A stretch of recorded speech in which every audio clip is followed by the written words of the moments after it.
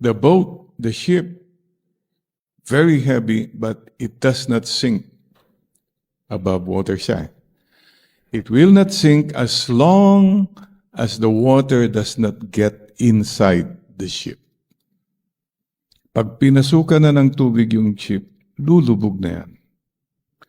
In the same way, please take care of your mindset, your attitudes. Kasi pag pinasukan ka ng negative, kunwari may nadinig ka, pinatulan mo, inisip mo na yun, nagalit ka na, pumasok na yung tubig. And the evil one will work on you, nakuha ka na niya. You're sinking.